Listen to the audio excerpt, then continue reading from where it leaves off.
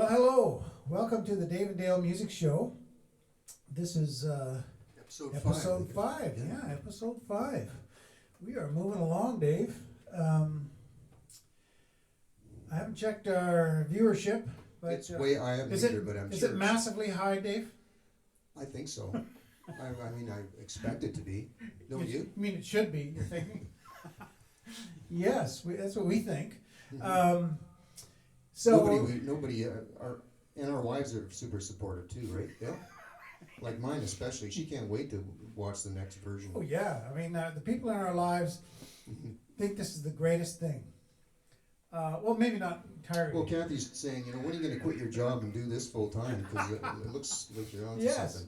Yes. That's what I hear all the time. Constantly. I know. I mean, the encouragement we get is really something. Actually, I have to say, I have had some good encouragement, but I've had lots of. I've been in for some criticism too. Have you had a little negative feedback? Well, you know what? I think it's time to be real with the audience, Dave. Yeah. The last time I did a song, which is episode 3, I came in for a fair amount of criticism on a number of levels. So this wasn't just one little criticism? No, it was a few.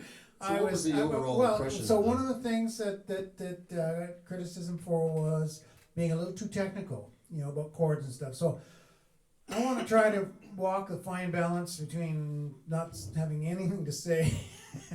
And I see you fixed this by getting your haircut too. Well, because that's going to make all the difference there. Exactly. So I think we could talk about my haircut. Yeah. What happened so there, that's what you'll notice. The lighting is a little bit. That's what my wife asked. What happened? So I go to the barber yesterday, and I simply said, "Are you sure this guy's a barber?" Well, he's got he had a barber thing and it said his shop was open, and so I assumed it was a barber. I went there before for some haircut, but not with this particular person. But anyways, I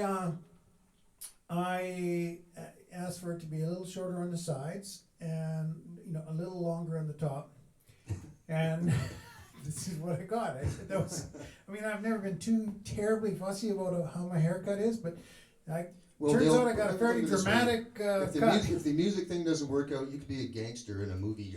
You could play a bad guy. Oh, maybe. Oh, I hadn't thought of that. You got that look. Okay. So just need some tats. Okay. I guess that's something that could over half of your face, maybe. Right. So, anyways, that's what happened with my haircut. I think it was well done. Don't get me wrong. I think the guy's an excellent barber. It was just not what I was expecting. You're not going to name names? No. He was a lovely guy, and he did a great job. It's just not, it's just not what I was in, Mm-hmm. I'm not sure what I was picturing, but that wasn't it. Had a different vision for it. Anyhow, our show, as you may know, or for new viewers, is a lot of different music things we talk about, but it's a big part of it's about songwriting and what we normally do is one of us will sing a song and then we'll talk about it and see if there's anything that can be useful to the viewer in terms of being a songwriter for them, for themselves, and if there's anything, learning points or whatever. So I'm going to do a song today, and I'm going to do a simple song, and no fancy chords. Well, there's one chord that's, I guess, a tiny bit fancy. We'll talk about it, but it's called "Good at Saying No." I'll just make one adjustment here. Okay.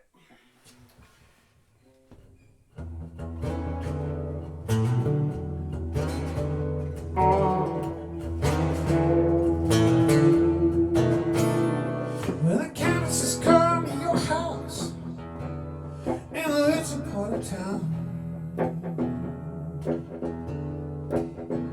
ask you to give the helping hand, there's the truth down,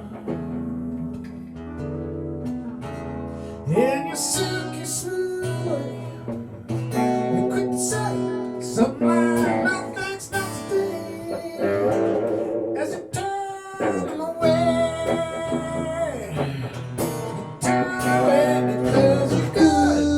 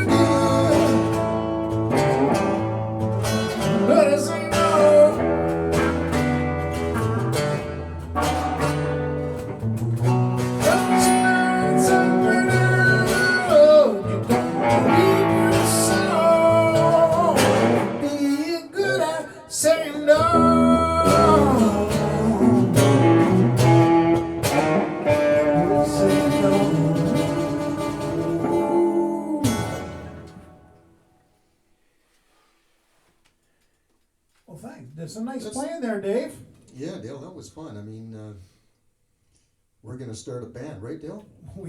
Maybe. And If there's a we're place to gonna- play. Yeah, we're gonna start a band and hit the road.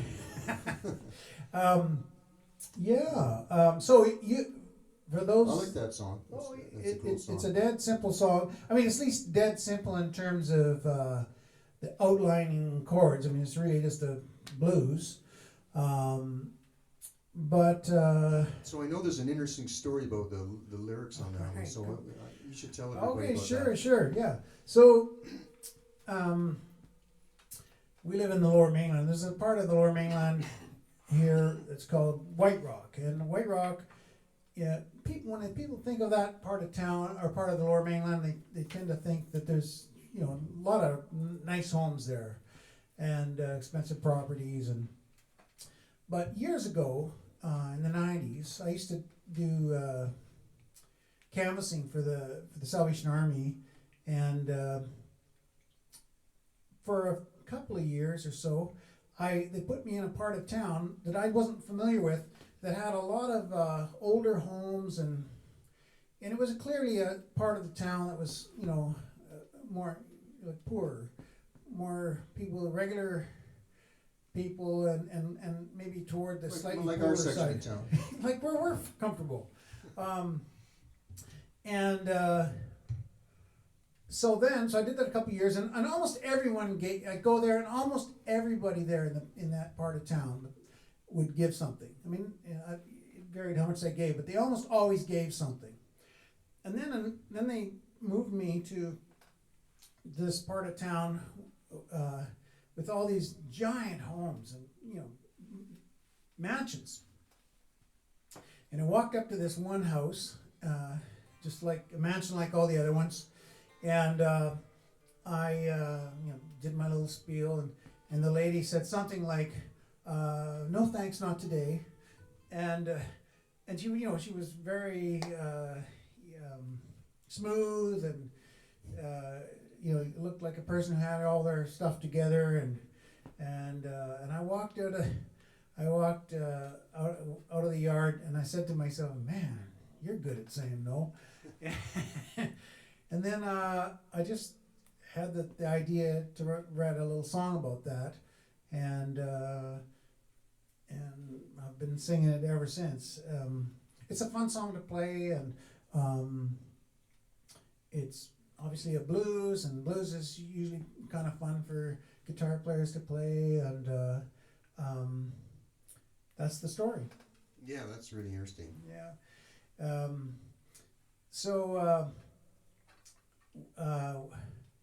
What can I tell you about? I'll tell you a couple things about this song. I mean, just that maybe is worth talking about, because it's, as I said, very simple. It's it's an E, it's E, A, and B. Those are the main chords. They're the only chords. Except I'll talk about a version of the B chord later, but it's got these things called sixths, and sixths are sixths. It's hard to say, actually. Six, yeah. Yeah. Anyways, sixth with an S on it, and they're really handy for playing music. Playing. They're And- like and like a very signature six thing, like Exactly. That's you hear them once That's all six. once you get to recognize them. You'll hear them everywhere.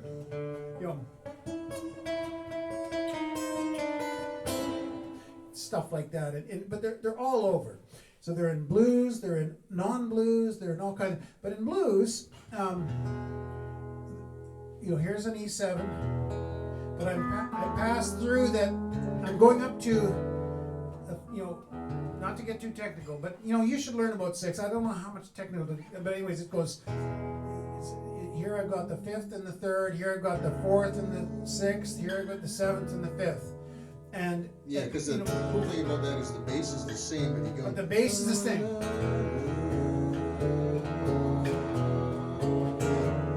So it's got then on the four chord the same thing, just up a fourth. And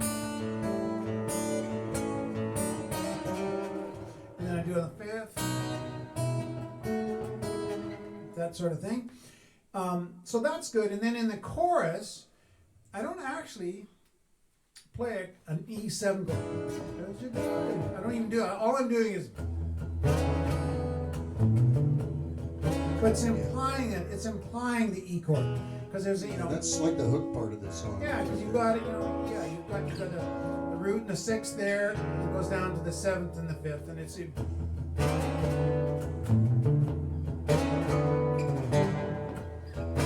So that, and then in the other, in next chord of the chorus, and you hear that kind of thing in especially in blues. They'll often do this kind of thing where it's that sort of thing, and then I go to the what would I do here? But yeah.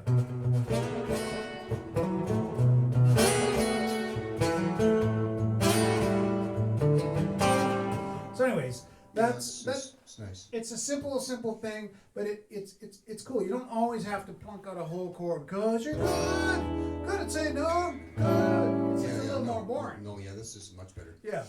And then the other little thing that I do, just when I at one point in the song, well, actually it occurs a few times in the song, I go to a B chord, but it's what they call it the Hendrix chord, or it's been called that. And it's really just it's a B7 with the sharp, what they call a sharp 9. And it's a very chord you're probably familiar.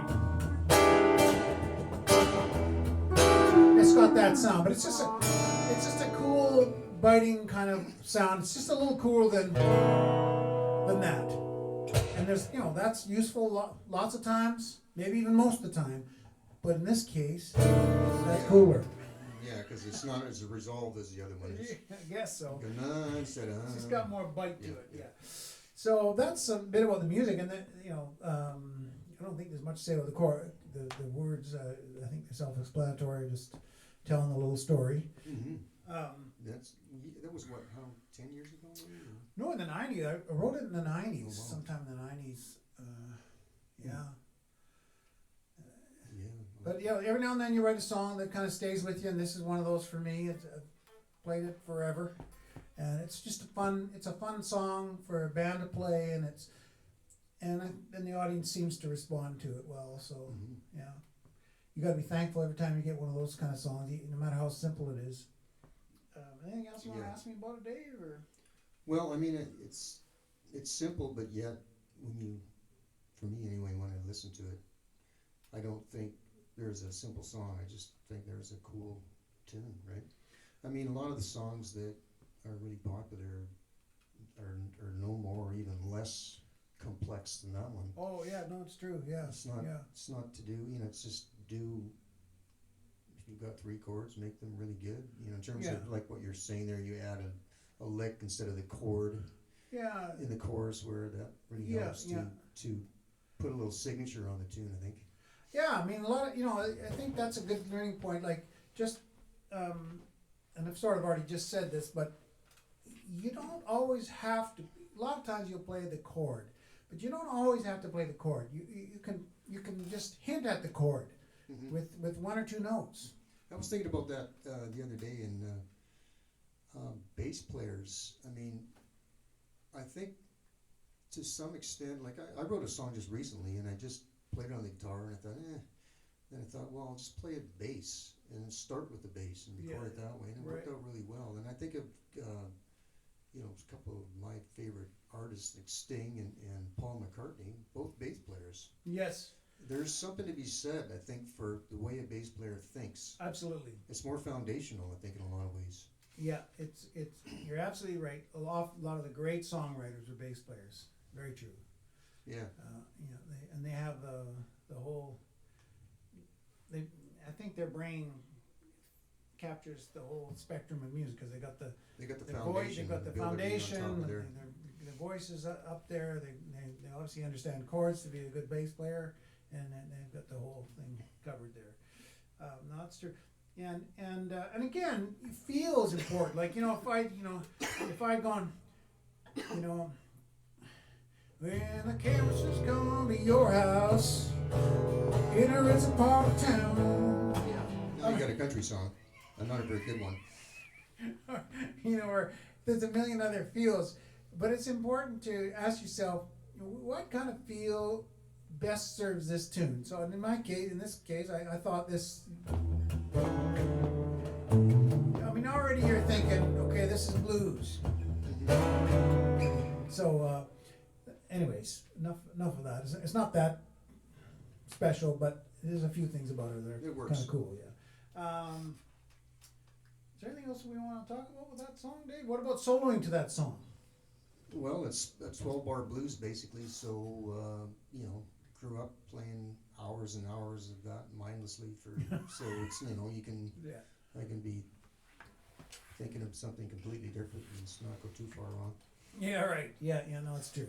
But it's fun to you know, do little swells and Oh yeah. and just accent stuff, Yeah. right? Just try to accent things Yeah. rather than playing some. Yeah. I think you're gonna play some great solo or something. Oh yeah, and it's all about the soul and capturing a feeling and a vibe and yeah, it's not about how technical or speedy or anything. How many notes per bar you can squeeze in there? Yeah, none of that matters. Yeah, okay. So yeah, there was not. I don't think there was anything too tricky to playing that song.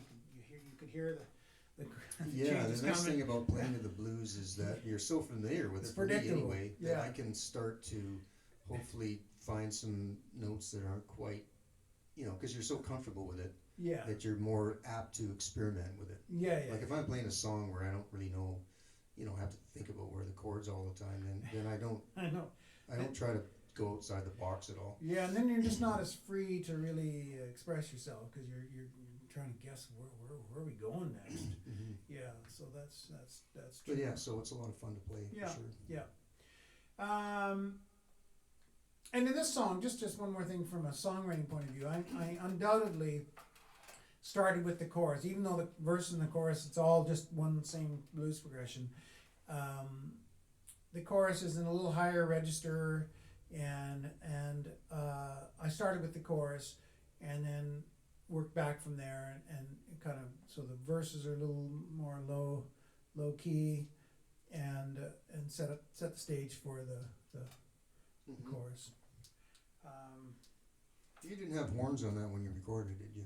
Because it could. No, it could've could used certainly a nice stand. horn section. It could stand a horn section. That would have worked nicely. Yeah, if I do another blues album, I plan to stick that one use back the on there with horns. some horns. Well, I don't know about that, but Well, I do plan to use horns. I love horns. Okay. Anything else before we wind her down? I think I'm out of questions. Okay, I'm out of statements. So, I guess we'll bring it to a close. We want to invite you to send in questions, comments. If you want, if you want us to explain in more detail something technical, by all means ask us, and we can certainly do that. We just don't want to alienate some viewers. I don't want to be in for the too much more criticism from my loved ones, and be more technical than I should be or need to be. But at the same time, if there's something that you'd like us to elaborate on more, we'd be happy to do that. So feel free to ask those questions. Otherwise, we'll just keep trying to walk a balance between sharing something hopefully of value, but without getting too technical. Want to encourage you to support your local food bank or give to some agency that helps the needy. And just want to say finally, just thanks for tuning in, and we hope you tune in again. Take care. Thanks.